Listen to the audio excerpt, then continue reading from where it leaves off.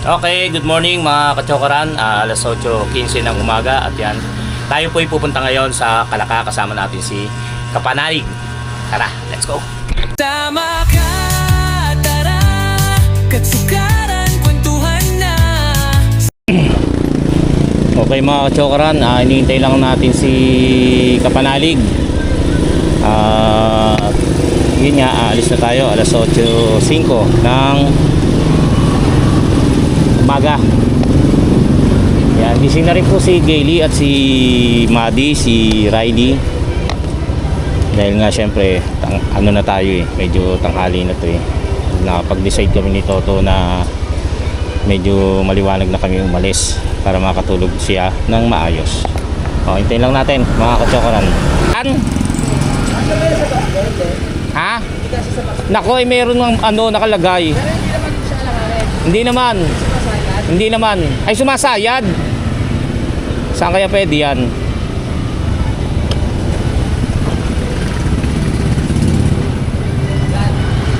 Sumasayad. Sana may yung meron lalagyan.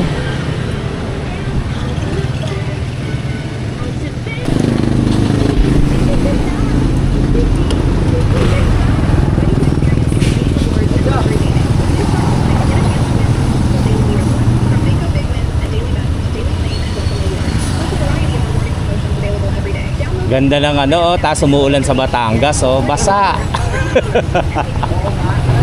Let's go. Alis na kami. Bye. 8:09 ng umaga. At yan, alis na kami ni Kapanalig, as you can see. Wow.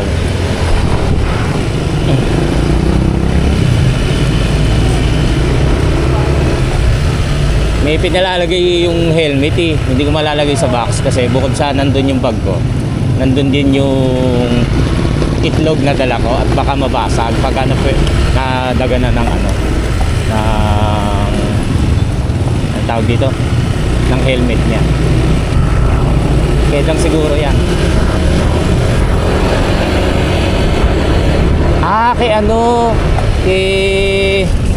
Kay Mike, Mike Kalikot, yung ginamit niya ni Jumong. Kaya isosoli niya kay Jumong kung sakali.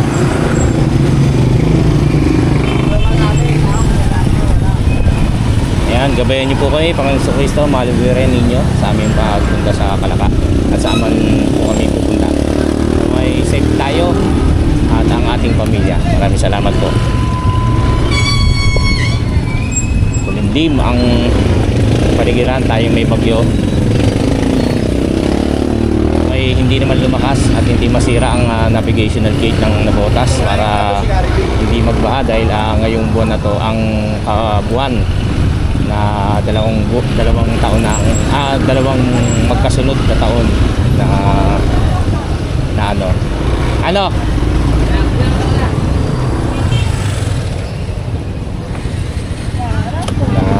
yun nga, 2 taon na magkasunod na binahaang Navotas.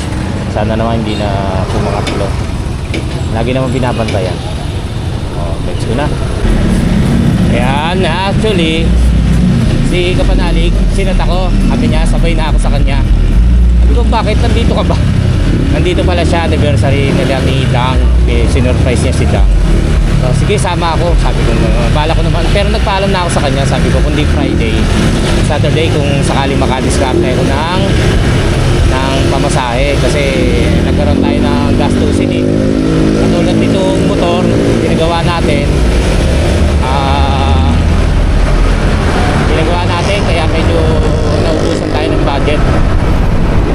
Tapos, yun nga, sabi ko pag nakadiskarte, paalam na ako sa kanya na kapag nakadiskarte ko ng panggas saka kunting panggastos, pupunta ako kasi ilang araw na magkakalahating buwan na wala pa tayong upload. Isang upload natin, kaya sabi ko kailangan kong pupunta ron kasi wala talaga ma-upload dito sa Navotas. Bukod sa may pasok nga ako, wala talaga. Yun, nagulat na lang ako, nag-chat siya, nandito pala siya sa Kansa. Sumabay na ako. Dapat kanina pang alas 4 kami alis. Napag-usapan namin kagabi, medyo maliwanag para makatulog pa nga. O sige ka ako, mas kasi may balak akong puntahan muna. Kaya lang kailangan doon tanghali. Ayan. At maraming salamat din sa mga tumaya, kasi sa mga hindi nakakaalam na subscriber natin. Nag-ano po ako na spin the wheel, kung alam niyo po 'yon. Yung paninda po ni Gailey na dalawang cup na original, 100% authentic. Pinatayaan ko sa spin the wheel. Tapos nag-live po ako kagabi sa may Facebook. Maraming salamat po sa mga tumaya. Kay Mama Mears na hindi sinuwerte, kay Chinito Intal na Team Kahon, kasi sila yata yung subscriber ko ron sa YouTube na tumaya sa akin. Ayun, congrats kay Bossing at kay Olive na nanalo ng ating sombrero. At kay Eboy, baliktaya, napadalunan niya yung baliktaya lang kaya lang isa lang yun kasi 5 yung tinayan niya. Ibig sabihin isa lang yung ibabalik. So, congratulations at maraming salamat dahil dyan nakakuha ko ng panggas.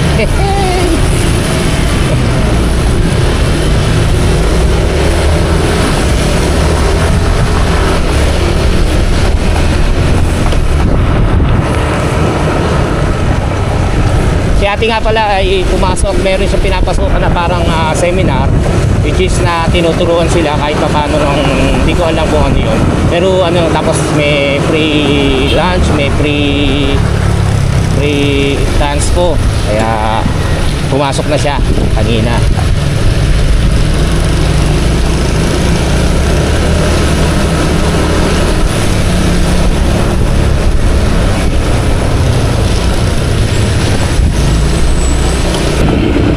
Meron na palang crash guard tong motor di Kamanali ko. Tapos yung plaka niya meron ng parang plate. Meron ng nakalagay na plate, yung flat. Tama, stainless.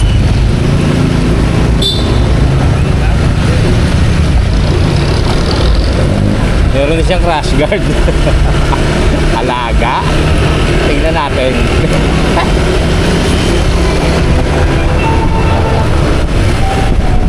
Kanina lang gumagasgas nga yung yung helmet. Hindi ko naman mailagay nga ako rito.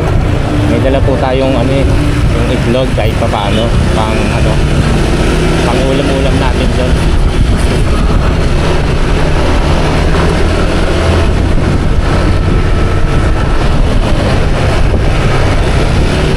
Wow!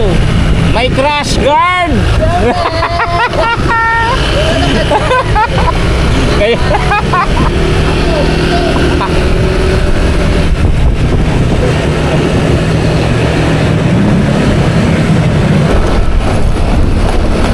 kala ko mga HPG ba yan? Oo.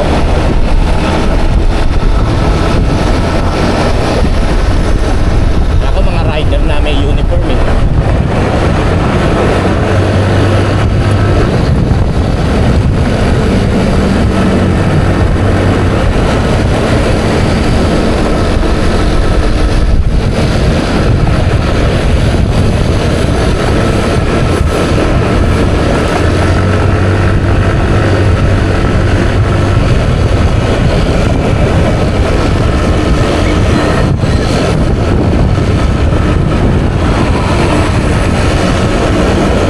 Pupunta pala sila Kapanalig at si Kautol sa Banawi. Sinasama ako. Hindi ako pwede ron, or mahirap mga ako pag sa Banawi. So hindi ko pa alam. Tsaka baka maging lang ako, akyating kasi yun eh.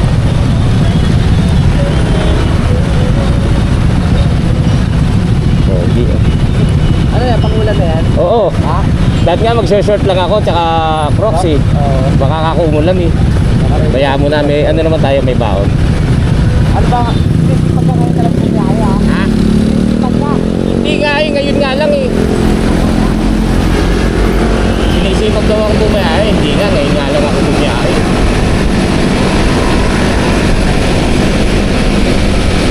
Gusto ko lang, siyempre, para may content, kapag-self-content, madalaw din sa Kapanalig kasi hindi ko na rin kayo tinakot ako.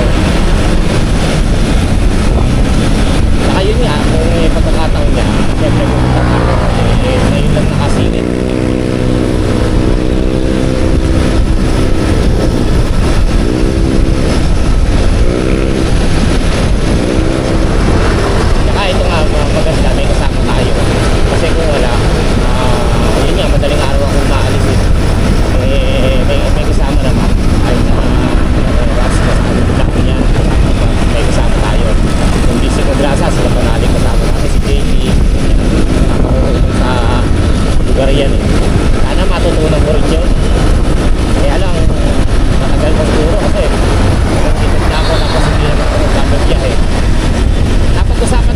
Kaylee yan.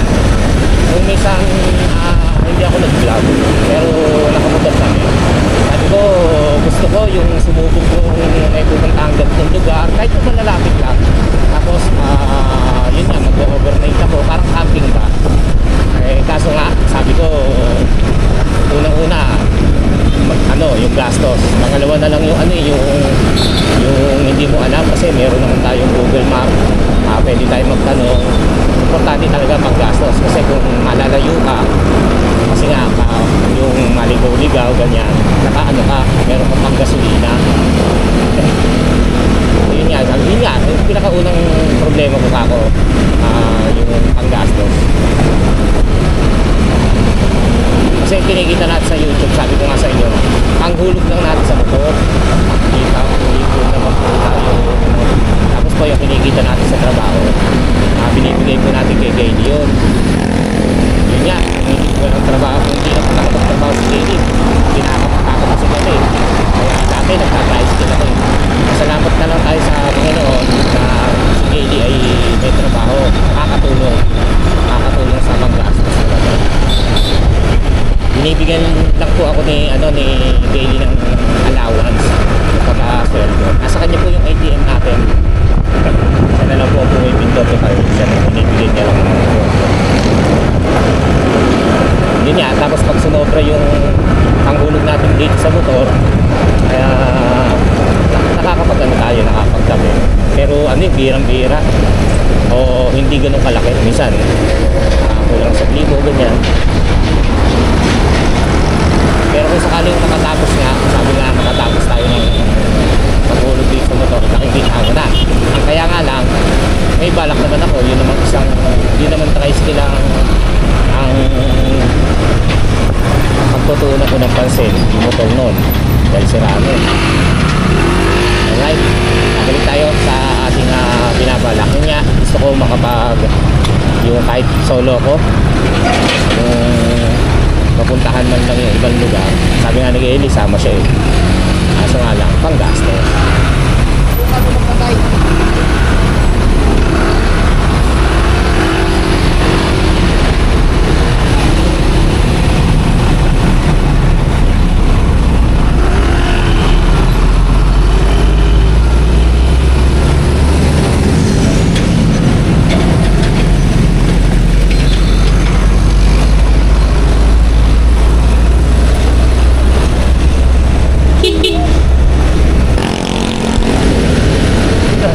Dadaan daw kami sa 7-Eleven, sabi ni Ika Panalig at inaantok siya, bibili siya ng energy drink. Paano kayo inaantok? Siguro walang ginawa, dito nga masyado natulog. Ayaw ko eh, nakatulog naman ng maayos. Dahil nga usapan namin, hindi naman naalis ng maaga, so nakatulog ako ng medyo mahaba-haba. Kahit na maaga tayo pa rin gumising, dahil lang sabi niya alis ng ganung oras, pero hindi naman nakaalis. Okay lang yun. Tapos, yun nga energy drink, bibili rin siya energy drink. Ako po hindi po ako dyan sa energy drink. Kahit ano po ang inumin ko, hindi po ako kumbaga hindi hindi effective po sa akin.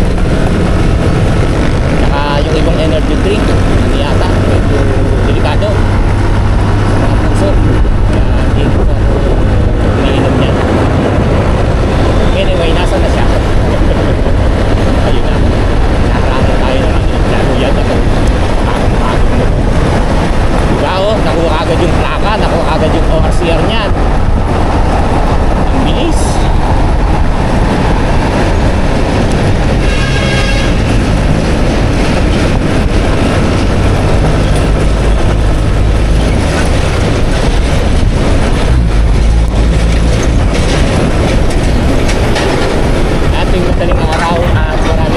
Dito kami dumadaan sa gilid.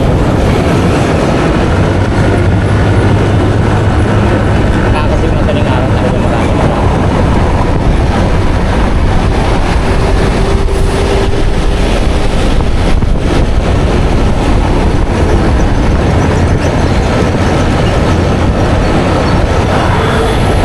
Iniisip ko kung ano yung naiiwan ko, yung palang tubig ko. Nakaayos na yan eh. Sa gabi pa lang po, ting gabi pa lang po inaayos ko na yung mga dadalhin ko. Nakalagay na sa bag, nakalagay na sa diba? Yung iba nakalagay na sa motor. Ewan ko yung tubig. Hindi pa naman ako sanay nung walang dalang tubig sa ganyan. Anyway, yung kasi naalala ko kasi si Ate Madi pinahiram yung kanyang power bank sa akin. Dahil nga sabi ni Kautol, wala raw pong kuryente ron at walang malakas ang ulan sa Kalaka. Kaya si Ate Madi nag-volunteer na pahiram sa akin yung power bank niya. Para din daw siyempre yung cellphone, saka nakapagpa-load tayo. Para kahit text lang, kahit na hindi makapag-upload muna dahil na mahina yung mga load eh. Maganda talaga pag internet talaga. Pero sana may kuryente na ron at hindi masyadong malakas ang ulan. Yung ulan naman okay lang naman yun. Sarap na yun eh, kaya lang huwag naman masyadong malakas.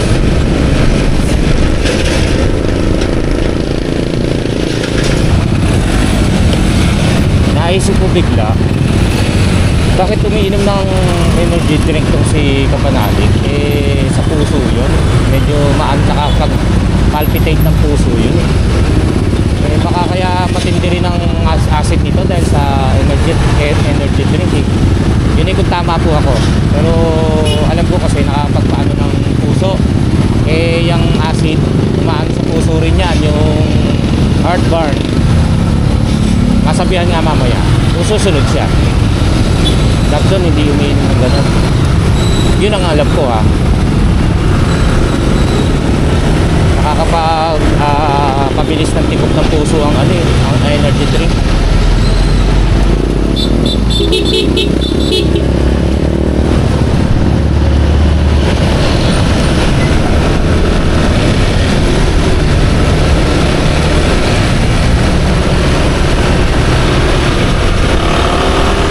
Diba kape? Hindi nga siya umiinom ng kape dahil yung puso niya ina-acid siya. Lalo na ang energy drink. Ganito mga weather ang masarap mamasal sa Luneta dahil kulimlim. Huwag lang ulan. Kasi ang init dyan nung namasal kami ni Lagayli, kami tatlo. Namasal ka sa mapa.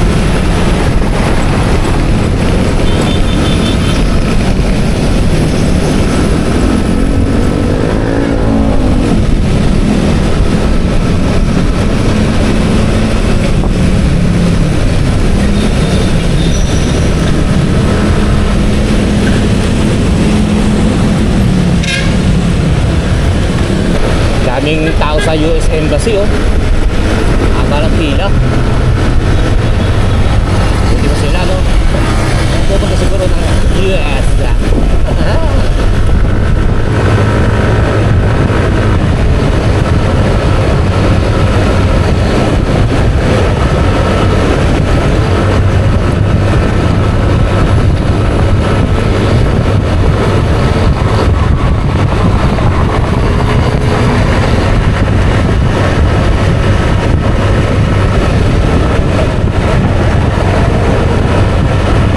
Pag-usapan namin ni Toto, hindi Kapanalig, yung piniselan nila sa Valenzuela, yung parang walk, gano'n?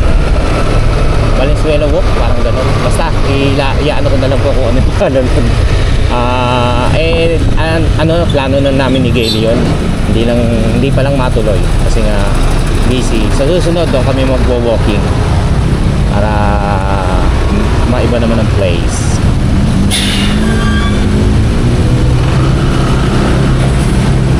Yun po yung dinadaanan namin lagi ni Gayle nung siya nagtatrabaho pa lang. Nagtatrabaho sa Valenzuela. Naituro ko na sa inyo yung vlog natin. Maganda talaga.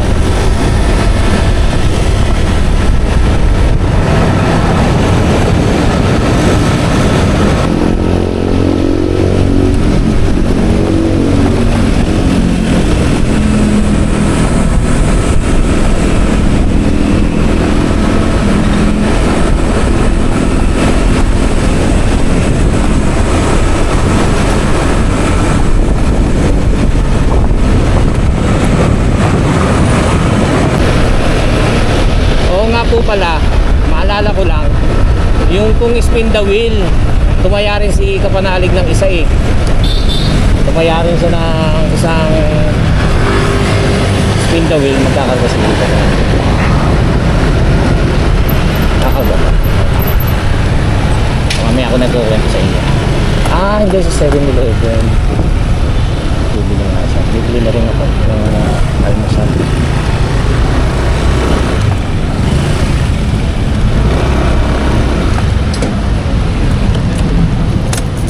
Yan.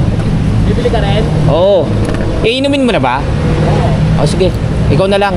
Ha? Ikaw na lang. Dito na lang ako.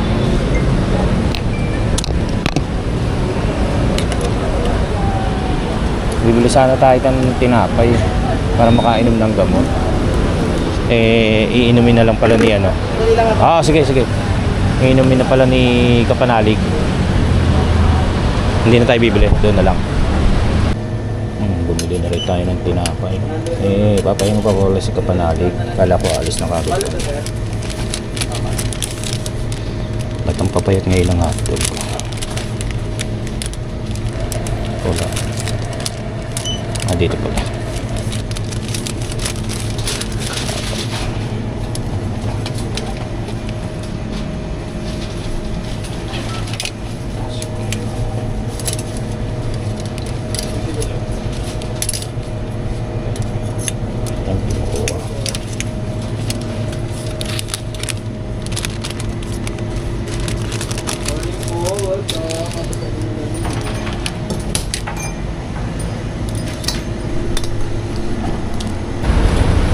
Okay, 9:14. At nandito pa rin tayo sa Ross Boulevard. Let's go. Tara na. Let's go.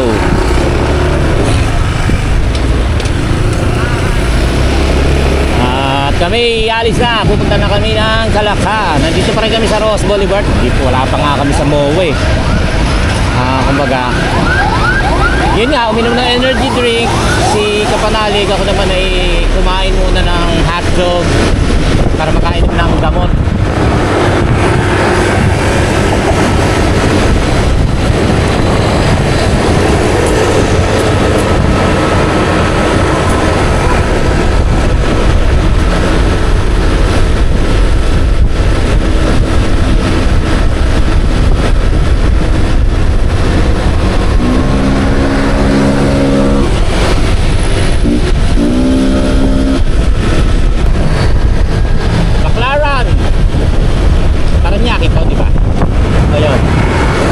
Kaya kasi si JP pala ang si JP pala nag-aaya ng papuntang Banawe. Inaaya si Kautol at si Kapanalig. Hindi naman ako inaaya eh. Alam nyo na, baka mabagalan. Yung pa, sabi ko nga, iniisip ko, sabi ko, ito si Kapanalig, baka medyo nag-iisip ko na mabagal ako. Tayo naman po kapag diretsahan ganyan, walang traffic, walang masyado sa gambal, nakakasunod naman tayo. Hindi naman tayo ganun kabagal na katulad dati na talagang may takot.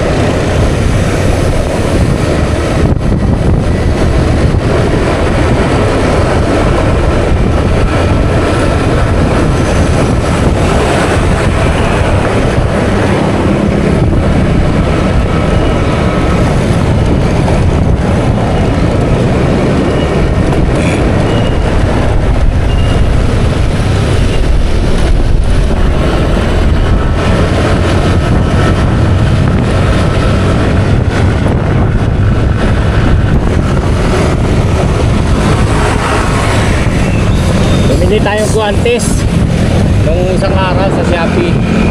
Dahil nga sobrang init kapag uuwi ako galing sa trabaho. Kaya yung may kukunin sa bahay, malapit lang naman dun yung aking bahay sa trabaho. Ang init sobra. Kahit naka-jacket yung kamay ko naman ang nadadalin. Kaya bumili na ako ng guantes. Manipis lang naman. Yung isang guantes kasi makapal. Tapos parang maliti dahil hinahapit niya yung ano ko, yung mga daliri. Tapos may ganito na rin ako dati. Nawawala yung isang kapareha. Kaya bumili na lang ako.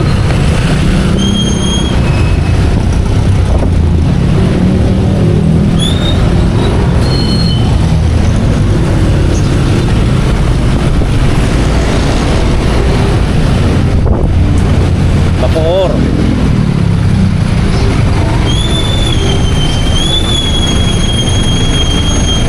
Galing ng bintana ng lumang bus. Di taas.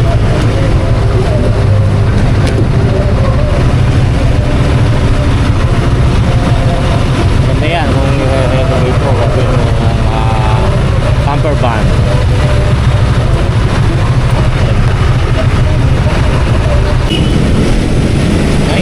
Mainit yung weather.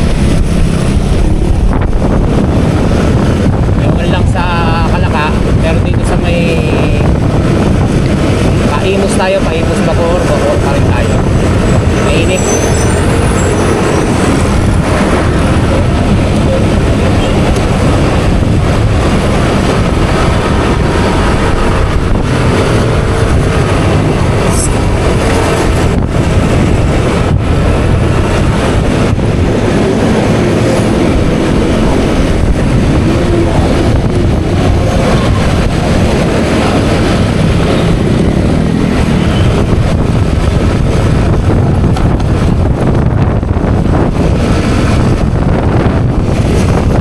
Mainit siya pero ang lakas ng hangin.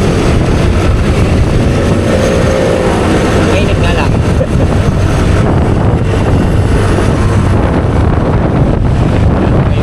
Yung jacket natin.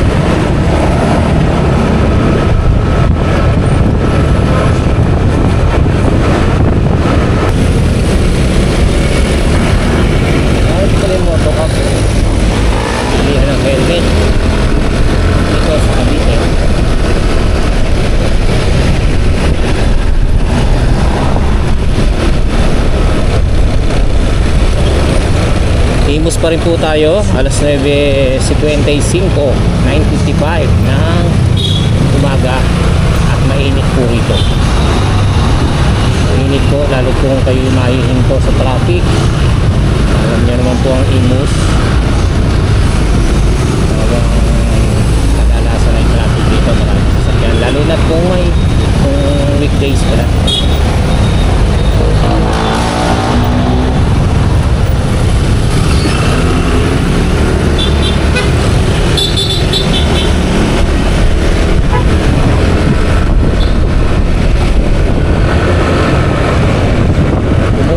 Umano siya, kumukulimlim, tapos maya maya umiinit ulit.